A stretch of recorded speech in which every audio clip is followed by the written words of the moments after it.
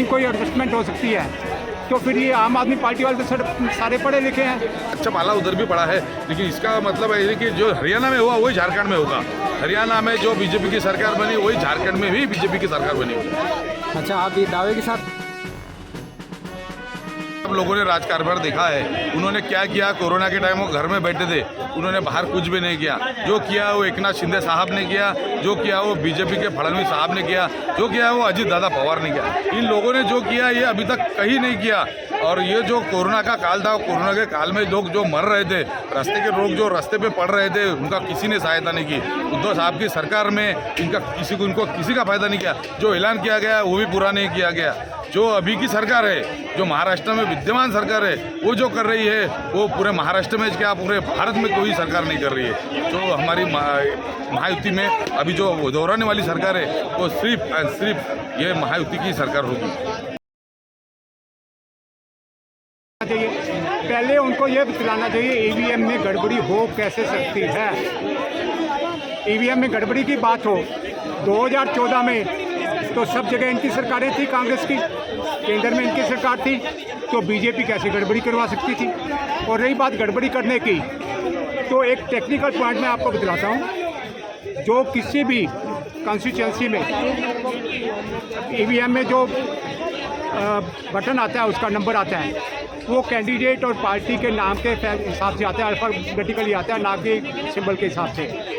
Symbol secondary चीज़ है, वो पहले नंबर पे आएगा कि तीसरे पे आएगा कि चौथे पे जाएगा। अल्फ़ाबेटिकली जो जिस पार्टी का पहले आप अगर आम आदमी पार्टी का कैंडिडेट ऐसे है तो उसका आएगा, अगर बीजेपी का है तो बीजेपी का आएगा, कांग्रेस का तो कांग्रेस का आएगा। तो इतनी एक कॉन्स्टिट्यूंसी में कम से कम 200 ईवीएम होती है। 200 ईवीएम को एडजस्ट कौन करेगा और कैसे एडजस्ट होगी? अगर ऑनलाइन एडजस्ट हो सकती है कोई।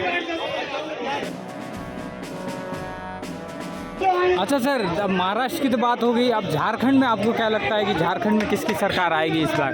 देखो, झारखंड की बहुत से अच्छे तरीके से जानता हूँ मैं, झारखंड की जनता को भी जानता हूँ, जो बहुत से मेरा अच्छा पाला उधर भी पड़ा है।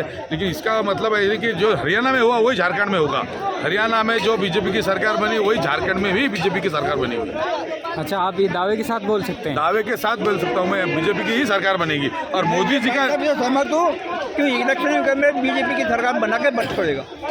मोदी जी जो है यूपी में भी बनेगी बीजेपी की सरकार, यूपी में भी बनेगी। अयोध्या में राम मंदिर बनवाया मोदी जी ने, और मोदी जी को ही सरकार बनाएंगे। फिर एक बार नहीं 10 बार मोदी जी की सरकार बनेगी।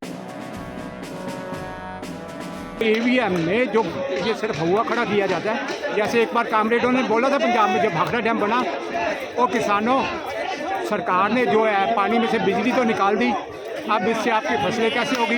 ये उसी तरह का बकावा है कि अपनी जो हार है ईवीएम के साथ ठिकरा फोड़ दो। अगर जीत जाते हैं नहीं बोलेंगे, जहाँ जीतेंगे वहाँ नहीं बोलेंगे। कर्नाटका में जीतेंगे ईवीएम गड़बड़ नहीं थी, और भी जहाँ भी जीते हैं ईवीएम गड़बड़ नहीं है। हिमाचल में जीते ईवीएम गड़बड़ नहीं है। पंजाब में अगर आम आदमी पार्टी जीती ईवीएम में गड़बड़ नहीं है। अगर ईवीएम में बीजेपी गड़बड़ करेगी तो उन स्टेटों को छोड़ने के लिए क्यों छोड़ेगी बीजेपी? तो इसलिए ये व्यर्थ का मुद्दा है। इनको अपना सॉफ्टवेयर संभालना चाहिए, ठीक करना चाहिए, अपना नेता नीति और नियत ठीक करनी चाहिए, तभी इनका कल्याण होगा। ईवीएम को होने से कुछ नहीं होगा। अच्छा, जिस तरीके से हुड्डा साहब जो हैं बहुत सीनियर नेता हैं, बहुत ही पार्टी में सबसे ज़्यादा सीनियर नेता में हुड्डा सर आते हैं। जिस तरीके से हरियाणा के सबसे सीनियर कांग्रेस नेता हैं, तो वो भी इस बात पर बहुत ज़्यादा सवाल उठा रहे हैं कि ईवीएम की जांच होनी चाहिए। तो आप इनके विषय में क्या कहना चाहेंगे, इतने उम्रदराज होने के बाद भी जो है?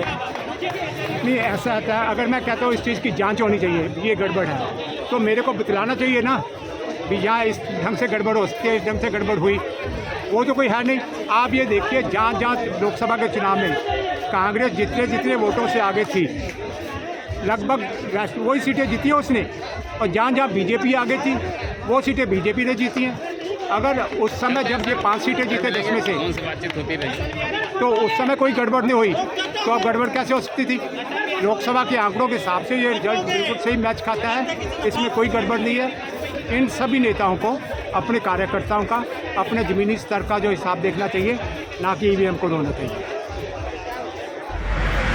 चलिए, आपका बहुत बहुत धन्यवाद हमारे चैनल से